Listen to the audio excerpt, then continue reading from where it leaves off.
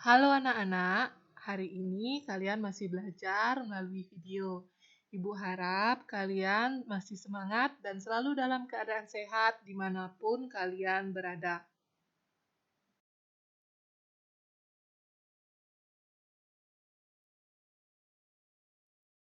Hari ini kalian masih belajar di tema 3, benda di sekitarku, subtema 2, aneka benda di sekitarku.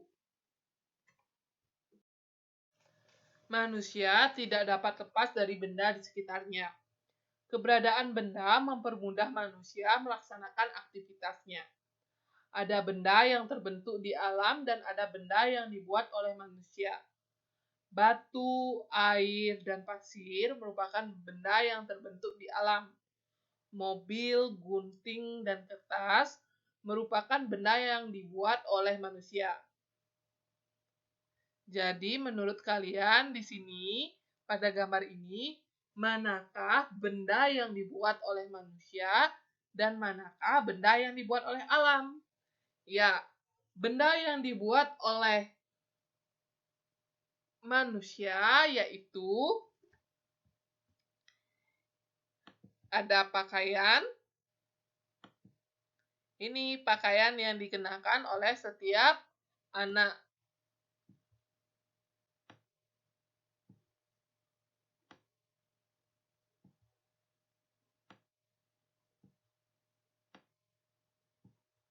Lalu ada kacamata yang digunakan oleh Udin. Lalu apalagi yang dibuat oleh manusia? Sepertinya hanya itu saja yang Ibu temukan. Sedangkan untuk yang benda yang dibuat alam itu ada pasir. Ini dia pasir. Karena mereka sedang berlibur di pantai. Lalu ada air. Itu dia. Sudah paham kan? Nah, sekarang kita masuk ke pembelajaran 1. Ya, di pembelajaran 1 kita akan belajar 3 hal. Yang pertama, wujud benda. Yang kedua, pengukuran jarak. Dan yang ketiga, gerak tari. Pada subtema 1, kalian sudah belajar tentang sifat fisik suatu benda. Nah, pada subtema 2 kali ini, kalian akan belajar tentang wujud benda. Wujud benda sendiri dibagi menjadi 3. Yang pertama, benda padat, yaitu tas, buku, dan tempat pensil.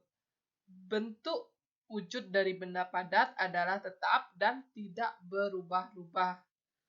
Jika dia berbentuk buku, maka akan tetap terlihat seperti bentuk buku. Jika dia pensil, akan terlihat seperti pensil. Lalu, bagaimana dengan benda cair? Ya, benda cair contohnya yang paling dekat adalah air. Dan yang kedua adalah minyak. Nah, benda cair sendiri, dia berubah bentuknya sesuai dengan tempat yang digunakan. Jika tempat yang digunakan adalah teko, maka benda cair akan mengikuti wujud atau bentuk benda teko. Nah, kalau dia ditempatkan di gelas, dia akan mengikuti benda seperti gelas. Selanjutnya, yang ketiga adalah benda gas. Nah, benda gas adalah benda yang tidak dapat dilihat tapi dapat dirasakan. Mungkin jika kalian pernah melihat balon, kalian akan menyadari bahwa di dalam balon itu terdapat angin atau udara. Nah, angin atau udara inilah yang dinamakan benda gas. Sebenarnya dalam kehidupan sehari-hari kita selalu memerlukan benda gas, terutama oksigen. Oksigen diperlukan dalam proses pernafasan, yaitu saat kita menarik nafas. Sehingga dapat disimpulkan bahwa benda gas adalah benda yang tidak dapat dilihat tapi dapat dirasakan manfaatnya. Nah, sekarang kita amati benda padat yang ada di dapur rumah Dayu. Kita lihat.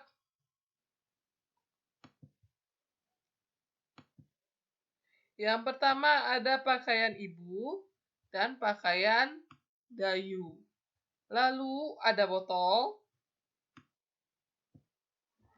ada alat untuk menaruh sayur-sayuran, alat untuk menyaring sayur-sayuran, dan mangkok seperti mangkok ini mungkin untuk meniriskan sayur-sayuran yang sudah diperas. Lalu kita lihat ada teko. Adalah termasuk benda padat. Lalu ada wajan yang termasuk benda padat. Nah, selain ini apakah masih ada benda padat? Ya, ada yang namanya sendok. Lalu ada lemari, ada jendela, dan ada tirai.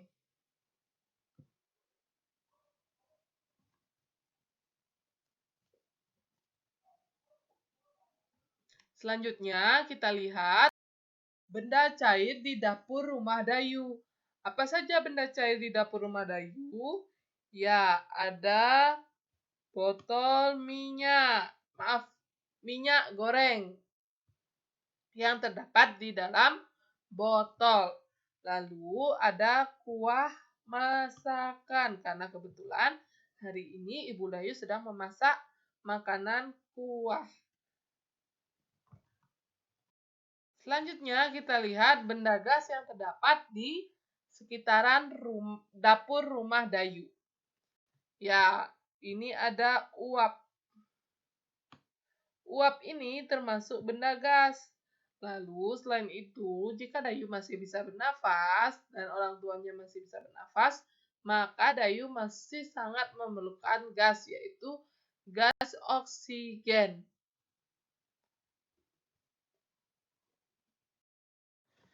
Pernahkah kamu naik alat transportasi seperti pada gambar di samping? Ya, tentunya kalian pernah ya. Gambar di samping merupakan gambar alat transportasi sepeda motor. Mungkin yang sering kalian temui dan sering kalian naiki seperti sepeda motor ini. Tahukah kamu termasuk ke dalam wujud benda apakah motor itu? Ya, sepeda motor termasuk pada benda padat. Pada sepeda motor terdapat alat yang dinamakan speedometer. Speedometer adalah alat yang digunakan untuk menghitung kecepatan dan jarak tempuh kendaraan bermotor. Nah, alat ukur ada bermacam-macam, baik jenis maupun kegunaannya. Ya, yang Ibu tampilkan ini adalah altimeter. Altimeter adalah alat yang digunakan untuk mengukur ketinggian suatu titik dari permukaan laut. Biasanya alat ini digunakan untuk mengukur tinggi pesawat saat terbang dari permukaan laut. Juga untuk mengukur tinggi gunung dan hal-hal lain yang berhubungan dengan ketinggian. Nah, pada hari Minggu, Edo dibonceng ayah ke rumah nenek. Edo dibonceng dengan motor. Perhatikan denah jarak ke rumah nenek berikut ini. Ya, dari rumahnya Edo ke rumah nenek memerlukan jarak tempuh 5 km 300 meter.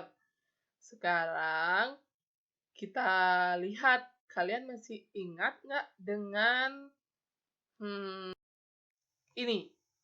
Ya, ini adalah tanggal satuan panjang yang terdiri dari kilometer, hektometer, dekameter, meter, desimeter, sentimeter, dan milimeter. Nah, kalian masih ingat tidak lagu ini?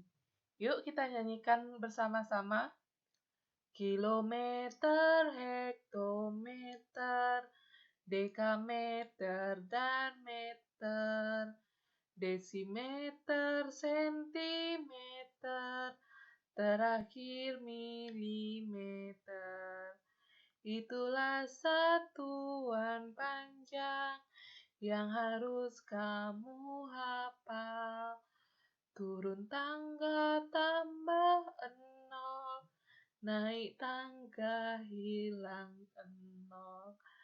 Nah, jadi di sini kalian setidaknya memahami bahwa satuan panjang memiliki urutan tersendiri dari kilometer hingga milimeter. Agar kalian lebih mudah menghafalkan urutannya, bisa kalian nyanyikan lagu ini sering-sering agar kalian juga bisa memahami tangga satuan panjang. Nah, sekarang kita kembali pada soal jarak rumah Edo ke rumah nenek 5 km 300 meter. Nah, untuk memudahkan kalian dalam mengubah satuan panjang, kalian memerlukan tangga satuan panjang. Sekarang kita lihat satuan yang akan kita rubah. Ya, 5 km 300 meter menjadi satuan meter seluruhnya. 5 km 300 meter artinya 5 km ditambah 300 meter. Nah, 5 km kita lihat pertama. Nah, satuan kilometer menuju meter kita turun sebanyak, kita hitung sebanyak berapa langkah kita turun. 1, 2, 3. Ya, kita turun sebanyak 3 langkah. Jadi, ditambahkan angka 0 sebanyak 3 angka 0. Kita lihat 5 km menjadi 5.000 meter. Selanjutnya kita lihat angka 300 meter. Nah, 300 meter karena akan dirubah menjadi meter dan tidak berpindah tempat baik naik ataupun turun, maka 300 meter tetap 300 meter. Ya, jadi 5 km 300 meter sama dengan 5 km ditambah 300 meter sama dengan 5.000 meter ditambah 300 meter sama dengan 5.300 meter. Nah, sekarang jarak rumah Edo ke kebun binatang sebanyak 1.523 meter. Nah, ini semuanya satuannya sudah meter. Sekarang mari kita rubah menjadi satuan kilometer dan meter. Caranya berikut. Ya, seperti biasa, kalian buat dulu tangga satuan panjang agar memudahkan kalian dalam memahami langkah baik itu naik atau turun dalam merubah satuan panjang. Kita lihat angkanya 1.523 meter. Ibu akan bagi menjadi 1.000 meter ditambah 523 meter. Kenapa Ibu bagi seperti ini? Agar mudah dirubah bentuknya atau dirubah satuannya. Ya, kita mulai dari 1.000 meter. 1.000 meter, kita lihat kita akan ubah menjadi kilometer. Maka kita melangkah naik sebanyak 1, 2, 3. Ya, 3 langkah. Jadi, kita hilangkan 3 angka nolnya. Sehingga 1.000 meter sama dengan 1 kilometer. Selanjutnya, kita lihat angka 523 meter. Nah, karena 523 meter tidak memungkinkan untuk dirubah bentuknya ke kilometer karena tidak memiliki angka nol yang cukup, maka 523 meter masih tetap bernilai 523 meter. Sehingga 1523 meter sama dengan 1000 meter ditambah 523 meter sama dengan 1 kilometer ditambah 523 meter sama dengan 1 kilometer 523 meter. Nah, kalian sudah paham kan cara merubah satuan dari rumah Edo ke rumah nenek dan dari rumah Edo ke kebun binatang. Satuan yang kalian rubah adalah satuan panjang. Nah, dalam perjalanan ke rumah nenek atau ke kebun binatang, Edo menggunakan alat bantu gerak yaitu sepeda motor agar waktu yang digunakan lebih singkat. Sekarang kita lihat. Gerak dalam tari adalah gerak tubuh secara berirama yang dilakukan dengan teratur. Penari perlu memiliki kelenturan tubuh agar bisa melakukan gerakan dengan indah.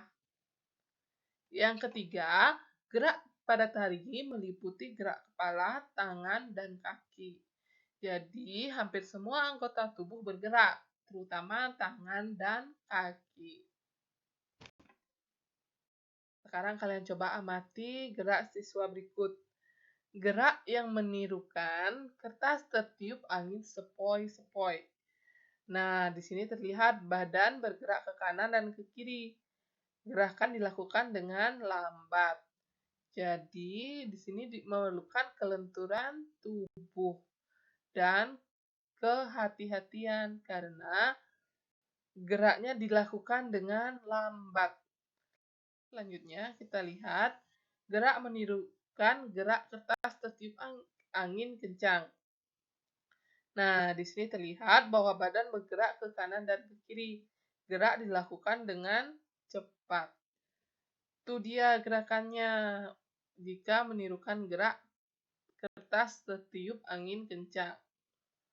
Selanjutnya, lihat ada gerak menirukan gerak kertas tertiup angin puting beliung. Nah, berjalan-jalan, berputar-putar, dan gerak dilakukan dengan cepat. Jadi, gerak yang menirukan gerak kertas tertiup angin puting beliung adalah gerakan yang sangat cepat dan berputar-putar. Karena bentuk angin puting beliung itu berputar-putar. Sekian penjelasan Ibu pada video ini. Ibu harap kalian bisa memahami apa yang sudah Ibu jelaskan. Terima kasih.